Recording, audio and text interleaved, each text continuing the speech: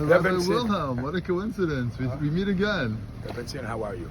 Baruch You want a Hashem. quick vart? Because I gotta go. You want a quick vart? Yes, it doesn't have to be so quick though. Yeah, out in the snow and the schmutz out here. Anyways, listen, the Rebbe always says that whenever things connect, whenever there are more than one parsha or event, you have to find a connection between everything. So this week is a great parsha. We have Parshas Vayakel, which seems to be, we've done it, we've read it in Teruma and Tetzaveh, all about the Mishkan. We keep on going and going. And then we have the additional parsha, Shekalim, and it's Shabbos Mevarach, and we're getting ready for Adar, for Mishenichnas Adar Marvin B'Simcha on the main blast on Purim. What common thread, common denominator could you find in all three? So I thought of something that maybe gives us a little chayas to be happy, be proud of what we are and what we have, and that is that in all of them, in all three parshas, in all three events, we could find the importance of the individual.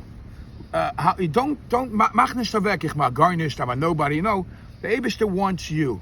Let's start with the parsha. The parsha of the week is the building of the Mishkan again and again. But over here we find that the building of the Mishkan, you can't be Machalo Shabbos to build a Mishkan. Like Savaru Eish B'chol Mishvei Sheichem, as the pasuk says over there, and we also learn that the Beis Hamikdash is not Deicha Shabbos. Guess what?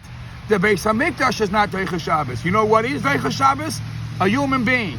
If it is Chas v'Shalom, a person that's in need, he is a sakana, pikuach nefesh, you could be Deicha Shabbos.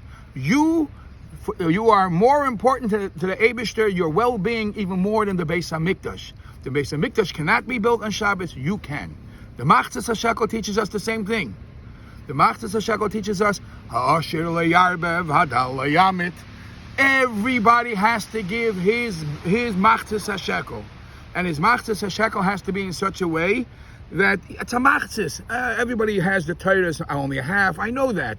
But I think the point is, even though it's a little, you're not expected to do everything. Lo yalecha malacha ligmar. Just do your part, and you do your part, and you're just as important as everybody else.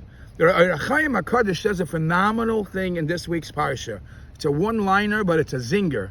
The Chaim HaKadosh says, we all know about this fundraising that Moshe Rabbeinu did, and he's told enough is enough.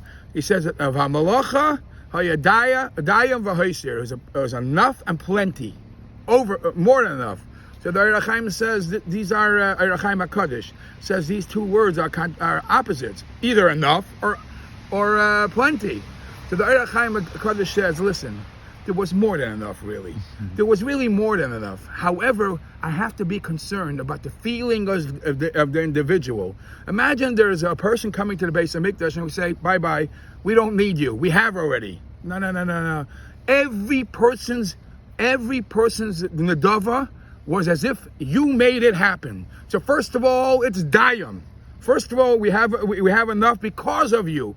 Truth is, v'hoysir, there's extras also, but we have to be sensitive to every person's nedava. And the last but not least, Parsha Shekalim and Chodesh Adar. Shekalim is for the Kabbanis, and Shekalim is very much connected to Chodesh Adar, because the Gemara says that the Eibishter is always makdim a refuah l'makar.